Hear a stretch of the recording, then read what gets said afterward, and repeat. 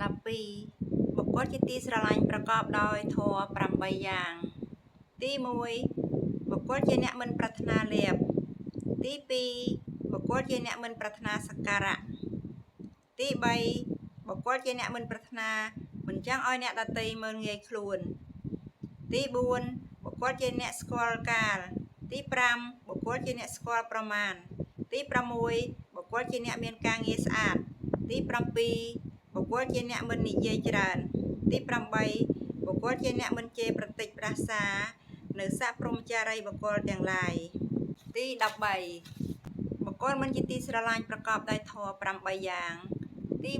1បុគ្គលជាអ្នកប្រាថ្នាលាភទី2បុគ្គលជាអ្នកប្រាថ្នាសក្ការៈទី3បុគ្គលជាអ្នកមិនប្រាថ្នាឲ្យគេមើលងាយខ្លួន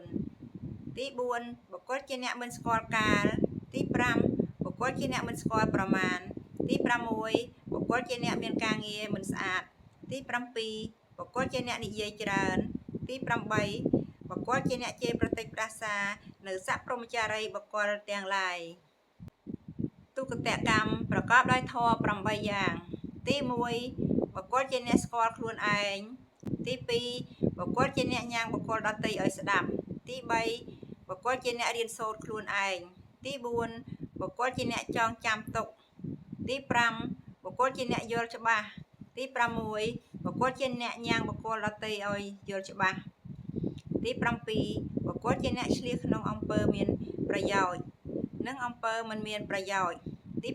8បុគ្គលជាអ្នកមិនឆ្លោះប្រកែកពន្យល់ពាក្យទូតកម្មកិច្ចការជាអ្នកទទួលពាក្យបណ្ដាំទី14ស្ត្រីចងបុរសដោយអាការៈ8យ៉ាងទី1ស្ត្រីចងបុរសដោយរូបទី2ស្ត្រីចងបុរសដោយសំណើចទី3ស្ត្រីចងបុរសដោយការនិយាយទី4ស្ត្រីចងបុរសដោយការច្រៀងទី5ស្ត្រីចងបុរសដោយការយំទី6ស្ត្រីចងបុរសដោយអាកប្បកិរិយាទី7ស្ត្រីចងបុរសដោយគ្រឿងបណ្ណាការទី8ស្ត្រីចងបុរសដោយផាសៈពន្យល់ពាក្យបណ្ដាការជំនូនអស្ភិរៈផាសៈការប៉ះពាល់ត្រូវអារម្មណ៍ដែលមកប៉ះត្រូវអាយតនៈមានភ្នែកជាដើម15បុរសចងស្ត្រីដោយអាការៈ8យ៉ាងទី1បុរសចងស្ត្រីដោយរូបទី2បុរសចងស្ត្រីដោយសំណើចទី3បុរសចងស្ត្រីដោយការនិយាយទី4បុរសចងស្ត្រីដោយការច្រៀងទី5បុរសចងស្ត្រីដោយការយំទី6បុរសចងស្ត្រីដោយអាកប្បកិរិយាទី7បុរសចងស្ត្រីដោយគ្រឿងបណ្ដាការទី8បុរសចងស្ត្រីដោយផាសៈក្រុមគោលធម៌ទី9ទី1ធម៌ដែលមានយោនិសោមនសិការៈជាឫសគល់9យ៉ាងទី1បុគ្គលធ្វើទុកក្នុងចិត្តដោយឧបាយប្រាជ្ញាទី2បុគ្គលមានសេចក្តីត្រេកអរទន់កើតឡើងទី3បុគ្គលមានសេចក្តីឆ្អែតចិត្តកើតឡើងទី4បុគ្គលមានកាយស្ងប់រងាប់ទី5បុគ្គលមានសេចក្តីសុខទី6បុគ្គលមានចិត្តតាំងមាំទី7បុគ្គលបានដឹងច្បាស់តាមសុភាវៈពិតទី8បុគ្គលតែងនឿយណាយដោយខ្លួនឯងទី9បុគ្គលរមែងប្រាសចាកតំរេកផុតស្រឡះចាកតំរេកទី2អង្គនៃសេចក្តីព្យាយាមដើម្បីសេចក្តីបរិសុទ្ធ9យ៉ាងទី1សិលវិសុទ្ធិសេចក្តីបរិសុទ្ធនៃសិលទី2ចិត្តវិសុទ្ធិសេចក្តីបរិសុទ្ធនៃចិត្តទី3ទិដ្ឋិវិសុទ្ធិសេចក្តីបរិសុទ្ធនៃទិដ្ឋិទី4កង្ហារិតរណវិសុទ្ធិសេចក្តីបរិសុទ្ធនៃការអស់សង្ស័យទី5មត្តាមតញ្ញានទស្សនវិសុទ្ធិសេចក្តីបរិសុទ្ធនៃប្រាជ្ញាជាគ្រឿងដឹងថានេះផ្លូវនេះមិនមែនផ្លូវទី6បដិបត្តិញ្ញាណទស្សនវិសុទ្ធិសេចក្តីបរិសុទ្ធនៃការដឹងការឃើញចំពោះផ្លូវបរិបត្តិទី7ញាណទស្សនវិសុទ្ធិ សេចក្តីបរិសុទ្ធនៃញាណទស្សនៈទី8បញ្ញាវិសុទ្ធិសេចក្តីបរិសុទ្ធនៃបញ្ញាទី9វិមុតតិវិសុទ្ធិសេចក្តីបរិសុទ្ធនៃវិមុតតិបញ្យល់ពាក្យញាណទស្សនៈប្រាជ្ញាដែលដឹងដែលឃើញនៅសេចក្តីពិតនៃរូបកាយថាមិនទៀងជាទុក្ខជាអនត្តាប្រាជ្ញាសម្រាប់ពិចារណានៅសង្ខារថាមិនទៀងជាទុក្ខជាអនត្តាវិមុតតិការរួចស្រឡះការផុតស្រឡះព្រះនិព្វាន3ប្រទេសជាទីនៅរបស់សត្វ9យ៉ាងទី1ពួកសត្វមានកាយផ្សេងគ្នាមានសញ្ញាផ្សេងគ្នាដោយមនុស្សពួកខ្លះទេវតាពួកខ្លះនិងអសុរកាយពួកខ្លះទី2ពួកសត្វមានកាយផ្សេងគ្នាតែមានសញ្ញាដូចគ្នាដោយពួកព្រហ្មកាយទេវតាដែលកើតក្នុងជាន់បឋមឈានភូមិទី3ពួកសត្វមានកាយដូចគ្នាតែមានសញ្ញាផ្សេងគ្នាដោយពួកទេវតាក្នុងជាន់អភាសរៈទី4ពួកសត្វមានកាយដូចគ្នាមានសញ្ញាដូចគ្នាដោយពួកទេវតាក្នុងជាន់ទុភកណ្ហាទី5ពួកសត្វឥតសញ្ញាឥតមានសោយអារម្មណ៍ដោយពួកទេវតាអសញ្ញេសត្វទី6ពួកសត្វអ្នកចម្រើនអាកាសសញ្ញាយតនៈទី7ពួកសត្វចម្រើនវិញ្ញាណនញ្ចាយតនៈទី8ពួកអ្នកចម្រើនអកញ្ញញ្ញាយតនៈទី9ពួកសត្វអ្នកចម្រើននេវសញ្ញាណាសញ្ញាយតនៈបញ្យល់ពាក្យអសុរកាយអតិសៈមានកាយច្រើនពួកជាអបាយសត្វកើតអាស្រ័យនៅក្នុងមនុស្សលោកជាពួកបីសាច់ច្រើនត្រាច់ក្នុងវេលាយប់រកស៊ីអសុជិវត្ថុមានជាគម្រងជាដើមពួកខ្លះលងបន្លាចមនុស្សពួកខ្លះនៅអាស្រ័យជាទីកន្លែងដែលមនុស្សអ្នករាប់អានជឿខ្មោចបិសាចខ្មោចអរិយក៏រាប់ចូលក្នុងពួកអសុរកាយនេះដែរព្រហ្មកាយិកទេវតាទេវតាពួកព្រហ្មពួកទេវតាដែលកើតក្នុងព្រហ្មលោកបឋមឈានឈានទី1ឈានថ្នាក់ទី1បឋមឈានភូមិដែលបឋមឈានកំណត់សត្វដែលបានចម្រើនបឋមឈានមាន3ថ្នាក់គឺព្រហ្មបរិសជា1ព្រហ្មបរហត្តា1មហាព្រហ្ម1អភសរៈឈ្មោះពួកព្រហ្មជាន់ទី6នៃពួកព្រហ្ម16ជាន់សុភកណ្ហាឈ្មោះពួកព្រហ្មជាន់ទី9នៃព្រហ្ម16ជាន់អសញ្ញ័យសត្វព្រហ្មពួកមានរូបតែមិនមានសញ្ញាកើតនៅក្នុងព្រហ្មលោកជាន់ទី11អាកាសញ្ញាយតនៈការកាន់យកអារម្មណ៍មកបរិកម្មថាអាកាសមានទីបំផុតមិនមានវិញ្ញាណចញ្ញាយតនៈការកាន់យកអារម្មណ៍មកបរិកម្មថាវិញ្ញាណជាទីបំផុតមិនមានអកិញ្ចញ្ញាយតនៈការកាន់យកអារម្មណ៍មកបរិកម្មថាវត្ថុតិចតួចមិនមាននេវសញ្ញាណាសញ្ញាយតនៈការកាន់យកអារម្មណ៍មកបរិកម្មថាវិញ្ញាណនេះល្អិតល្អន់ក្រៃពេកទី4ធម៌ដែលមានតណ្ហាជាឫសគល់9យ៉ាងទី1ការអាស្រ័យតណ្ហាទើបមានការស្វែងរកទី2ការអាស្រ័យក្នុងការស្វែងរកទើបមានកើតលាភទី3ការអាស្រ័យលាភទើបកើតមានសេចក្តីត្រេះរិះទី4ការអាស្រ័យសេចក្តីត្រេះរិះទើបកើតសេចក្តីប្រាថ្នាសេចក្តីត្រេកអរទី5ការអាស្រ័យសេចក្តីប្រាថ្នាសេចក្តីត្រេកអរទើបកើតសេចក្តីជឿសុខទី6ការអាស្រ័យសេចក្តីជឿសុខទើបកើតការហួងហែងទុក្ខទី7ការអាស្រ័យក្នុងការហួងហែងទុក្ខទើបកើតចេញជាសេចក្តីកំណាញ់ទី8ការអាស្រ័យសេចក្តីកំណាញ់ទើបកើតការរក្សាទុក្ខទី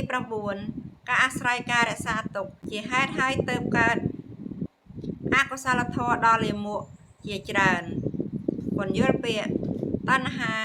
ចំណង់សេចក្តីប្រាថ្នាតម្រេចសេចក្តីអន្ទះអន្ទែង5ហេតុនៃការចងគំនុំ9យ៉ាងទី1បុគ្គលគិតថាគេបានប្រព្រឹត្តអំពើមិនប្រយោជន៍ដល់ខ្លួនទី2បុគ្គលគិតថា គេកំពុងប្រព្រឹត្តអំពើមិនប្រយោជន៍ដល់ខ្លួនទី3បុគ្គលគិតថាគេនឹងប្រព្រឹត្តអំពើមិនជាប្រយោជន៍ដល់ខ្លួនទី4បុគ្គលគិតថាគេបានប្រព្រឹត្តអំពើមិនជាប្រយោជន៍ដល់បុគ្គលជាទីស្រឡាញ់ជាទីគាប់ចិត្តរបស់ខ្លួនទី5បុគ្គលគិតថាគេកំពុងប្រព្រឹត្តអំពើមិនជាប្រយោជន៍ដល់បុគ្គលដែលជាទីស្រឡាញ់ជាទីគាប់ចិត្តរបស់ខ្លួនទី6បុគ្គលគិតថាគេនឹងប្រព្រឹត្តអំពើមិនជាប្រយោជន៍ដល់បុគ្គលជាទីស្រឡាញ់ជាទីគាប់ចិត្តរបស់ខ្លួនទី7បុគ្គលគិតថាគេបានប្រព្រឹត្តអំពើជាប្រយោជន៍ដល់បុគ្គលមិនជាទីស្រឡាញ់មិនជាទីគាប់ចិត្តរបស់ខ្លួនទី8បុគ្គលគិតថាគេកំពុងប្រព្រឹត្តអំពើជាប្រយោជន៍ដល់បុគ្គលមិនជាទីស្រឡាញ់មិនជាទីគាប់ចិត្តរបស់ខ្លួនទី9បុគ្គលគិតថាគេនឹងប្រព្រឹត្តអំពើជាប្រយោជន៍ដល់បុគ្គលមិនជាទីស្រឡាញ់មិនជាទីគាប់ចិត្តរបស់ខ្លួន6ហេតុនៃការកម្ចាត់បងគំនុំ9យ៉ាងទី1បុគ្គលគិតថាគេបានប្រព្រឹត្តអំពើមិនជាប្រយោជន៍ដល់ខ្លួនហើយខ្លួនមិនតបទៅគេវិញតើនឹងមានប្រយោជន៍អ្វីទី2បុគ្គលគិតថាគេកំពុងប្រព្រឹត្តអំពើមិនប្រយោជន៍ដល់ខ្លួនបើខ្លួនធ្វើតបទៅគេវិញតើនឹងមានប្រយោជន៍អ្វីទី3បុគ្គលគិតថាគេនឹងប្រព្រឹត្តអំពើជាប្រយោជន៍ដល់ខ្លួនបើខ្លួនតបទៅគេវិញតើនឹងមានប្រយោជន៍អ្វីទី4បុគ្គលគិតថាគេបានប្រព្រឹត្តអំពើមិនជាប្រយោជន៍ដល់បុគ្គលជាទីស្រឡាញ់ជាទីគាប់ចិត្តរបស់ខ្លួនបើខ្លួនធ្វើតបទៅគេវិញតើនឹងមានប្រយោជន៍អ្វីទី5បុគ្គលគិតថាគេកំពុងប្រព្រឹត្តអំពើជាប្រយោជន៍ដល់បុគ្គលជាទីស្រឡាញ់ជាទីគាប់ចិត្តរបស់ខ្លួនបើខ្លួនធ្វើតបទៅគេវិញតើនឹងមានប្រយោជន៍អ្វីទី6បុគ្គលគិតថាគេនឹងប្រព្រឹត្តអំពើមិនប្រយោជន៍ដល់បុគ្គលជាទីស្រឡាញ់ជាទីគាប់ចិត្តរបស់ខ្លួនបើខ្លួនធ្វើតបទៅគេវិញតើនឹងមានប្រយោជន៍អ្វីទី7បុគ្គលគិតថាគេបានប្រព្រឹត្តអំពើជាប្រយោជន៍ដល់បុគ្គលមិនជាទីស្រឡាញ់មិនជាទីគាប់ចិត្តរបស់ខ្លួនបើខ្លួនធ្វើតបទៅគេវិញតើនឹងមានប្រយោជន៍អ្វីទី8បុគ្គលគិតថាគេកំពុងប្រព្រឹត្តអំពើជាប្រយោជន៍ដល់បុគ្គលមិនជាទីស្រឡាញ់មិនជាទីគាប់ចិត្តរបស់ខ្លួនបើខ្លួនតបទៅនឹងគេវិញតើនឹងមានប្រយោជន៍អ្វីទី9បុគ្គលគិតថាគេនឹងប្រព្រឹត្តអំពើជាប្រយោជន៍ដល់បុគ្គលមិនជាទីស្រឡាញ់មិនជាទីគាប់ចិត្តរបស់ខ្លួនបើខ្លួនធ្វើតបទៅគេវិញតើនឹងមានប្រយោជន៍អ្វីទី7សេចក្តីប្រកាន់ដោយចំណែក9យ៉ាងទី1អ្នកប្រសើរជាងគេប្រកាន់ថាអញប្រសើរជាងគេទី2អ្នកប្រសើរជាងគេប្រកាន់ថាអញនឹងស្មើគេទី3អ្នកប្រសើរជាងគេប្រកាន់ថាអញថោកទាបជាងគេទី4អ្នកស្មើនឹងគេប្រកាន់ថាអញប្រសើរជាងគេទី5អ្នកស្មើនឹងគេប្រកាន់ថាអញស្មើនឹងគេទី6អញស្មើនឹងគេ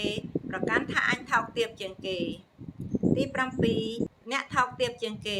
ប្រកាន់ថាអញប្រសើរជាងគេទី8អ្នកថោកទាបជាងគេប្រកាន់ថាអញស្មើនឹងគេទី9អ្នកថោកទាបជាងគេប្រកាន់ថាអញថោកទាបជាងគេ8ធម៌ដែលយល់បានដោយកម្រ9យ៉ាងទី1ភាសៈ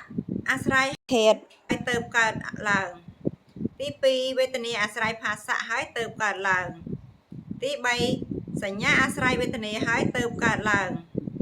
ទី4សេចក្តីត្រេះរិះអាស្រ័យសញ្ញាហើយទៅកើតឡើងទី5សេចក្តីប្រាថ្នាអាស្រ័យ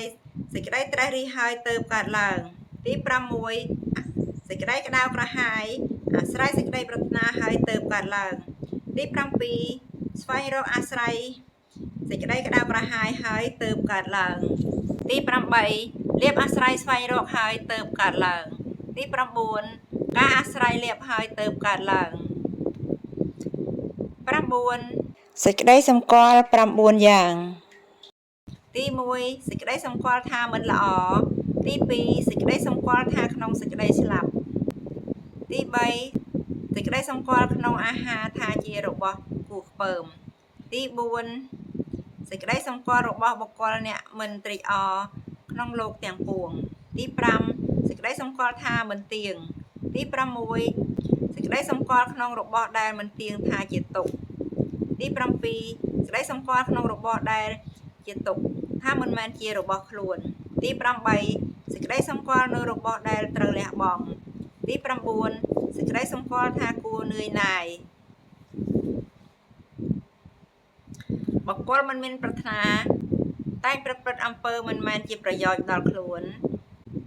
ទាំងប្រព្រឹត្តដើម្បីបៀតបៀនដល់ខ្លួនឯងផងនិងដល់អ្នកដទៃផង10វិបស្សនាញាណ9យ៉ាងទី1ឧទយបយញាណបញ្ញាពិចារណាឃើញចំពោះការកើតនិងការរលត់នៃសង្ខារទី2ភក្ខញាណបញ្ញាពិចារណាឃើញចំពោះការបែកធ្លាយទៅនៃសង្ខារទី3ភេទោបឋានញាណបញ្ញាពិចារណាឃើញចំពោះសង្ខារដែលគួរភិតភ័យទី4អតិវនញាណបញ្ញាពិចារណាឃើញចំពោះទោសនៃសង្ខារទី5និព្វតេញាណបញ្ញាពិចារណាឃើញចំពោះសង្ខារដែលគួរនឿយណាយទី6មញ្ញតុកាមយតញាណបញ្ញាពិចារណាឃើញចំពោះសង្ខារហើយប្រាថ្នាដើម្បីរំដោះខ្លួនចេញចាកសង្ខារទី7បដិសង្ខារញាណបញ្ញាពិចារណាឃើញចំពោះសង្ខារដោយប្រាជ្ញាជាគ្រឿងដឹងច្បាស់ទី8សង្ខាររូបេខាញាណបញ្ញាពិចារណាឃើញដោយឧបេក្ខាចំពោះសង្ខារទី9សច្ចានុឡូមិកញ្ញាញាណបញ្ញាពិចារណាឃើញដោយអនុលោមគឺតាមកស័យនៃធម៌មានពោធិបក្ខយធម៌ជាដើមបញ្យល់ពាក្យវិបស្សនាញាណឬវិបស្សនាបញ្ញាបញ្ញាឬប្រាជ្ញាដែលពិចារណាឃើញនៅដំណើរសង្ខារតាមការពិតពោធិបក្ខយធម៌ធម៌ជាពួកនៃប្រាជ្ញាសម្រាប់ត្រាស់ដឹងធម៌ជាចំណែកនៃប្រាជ្ញាត្រាស់ដឹង